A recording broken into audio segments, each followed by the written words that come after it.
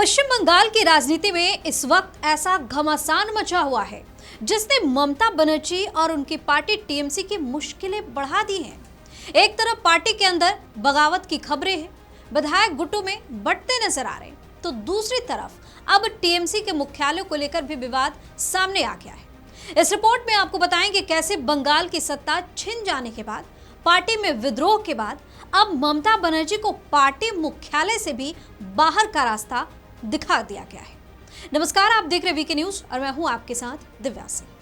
पश्चिम बंगाल की राजनीति से एक बेहद हैरान करने वाली खबर सामने आई है।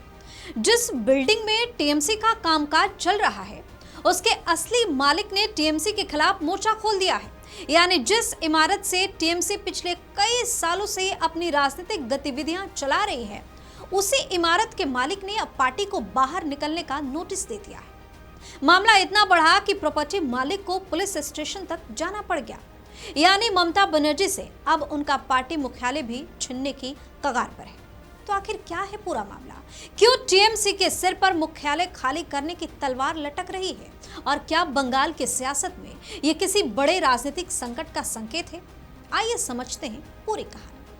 पश्चिम बंगाल की सत्ताधारी पार्टी टीएमसी इन दिनों सिर्फ विपक्ष के हमलों से नहीं, बल्कि अपने ही घर के अंदर उठ रहे विवादों से भी जूझती नजर आ रही है। अब पार्टी के अस्थायी मुख्यालय को लेकर ऐसा विवाद खड़ा हो गया है जिसने राजनीतिक गलियारों में नई चर्चा छेड़ दी है। बता दें कि कोलकाता के कैनाल साउथ रोड स्थित इमारत में फिलहाल टीएमसी का मुख्यालय चल रहा है, लेकिन अब इस इमारत के मालिक मोंटू साहा ने साफ शब्दों में कह दिया है कि पार्टी को उनकी संपत्ति खाली करनी होगी। यानी ममता बनर्जी को बाहर का रास्ता दिखा दिया है। साहा परिवार का दावा है कि टीएमसी के साथ जो किराएदारी का समझौता हुआ था, वो साल 2025 में ही खत्म हो चुका है। इसके बाद से वे लगातार पार्टी से संपर्क कर रहे हैं और इमारत वापस मांग रहे, लेकिन उनकी बात नहीं सुनी जा रही, उनको इग्नोर किया जा रहा। विवाद तब और बढ़ गया जब रविवार को मोंटू साहा अपने बेटे अमित साहा के साथ सीधे उस प्रॉपर्टी पर पहुंच गए। उनका मकसद टीएमसी के जिम्मेदार नेताओं से बात करना था, लेकिन वहां तो कोई भी वरिष्ठ पदाधिकारी मौजूद ही नहीं मिला। काफी देर तक इंतजार करने के बाद जब उनसे कोई मुलाकात नहीं हुई, तो पिता पुत्र ने पुलिस स्टेशन का रुख किया और शिकायत दर्ज कराई। अमित शाह का कहना है कि पिछले साल के आखिर में ही समझौता खत्म हो गया था।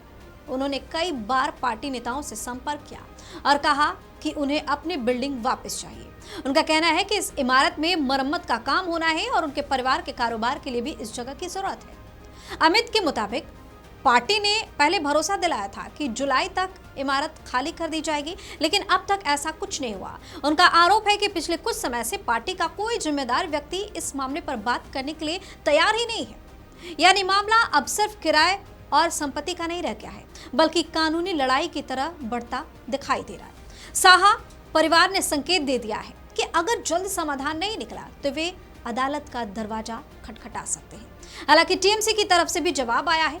पार्टी के एक नेता ने दावा किया है कि मोंटू साहा ना कोई एहसान नहीं किया हम पे। उनका कहना है कि संपत्ति किराए पर देने के बदले साहा परिवार को कई तरह के कॉन्ट्रैक्ट और फायदे भी मिले हैं। लेकिन असली दिलचस्प मोड़ यहां से शुरू होता है, जो मैं आपको अब बताने जा रही हूं। क्योंकि जिस इमारत में फिलहाल टीएमसी का मुख्यालय चल रहा है, वो तो विवादों में है ही। अब पार्टी के असली मुख्यालय पर भी सवाल खड़े हो गए। यानी वह इमारत जिसे टीएमसी का वास्तविक और अस्थायी मुख्यालय माना जाता है, उस पर भी दावा ठोक दिया गया है। पार्टी के बागी विधायक जावेद खान ने दावा किया है कि टीएमसी जिस जमीन पर बना हुआ है, उसका भवन टीएमसी का, वह जमीन उनके परिवार की है।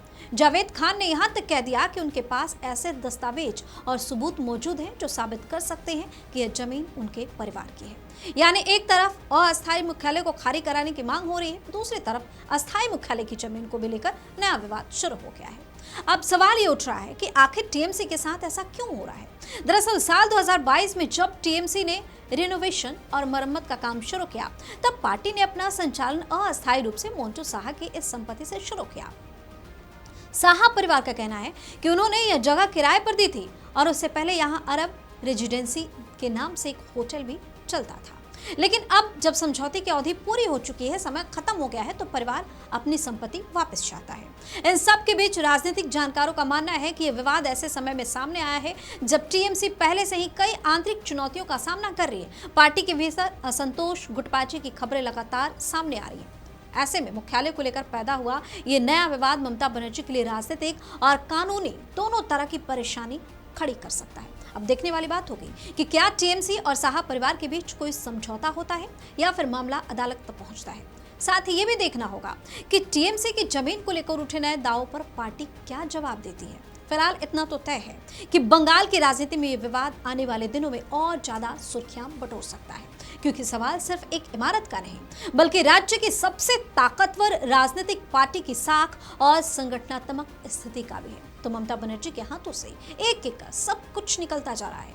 हालात ऐसी हो गई है कि ममता बनर्जी कुछ भी नहीं कर पा रही। खैर, आपकी अपनी राय क्या है, हमें कमेंट करके जो बताइए। चैनल को सब्सक्राइब कीजिए, वीडियो को लाइक और शेयर जरूर कीजिए। बहुत बहुत धन्यवाद। VK न्यूज, राष्ट्र के नाम।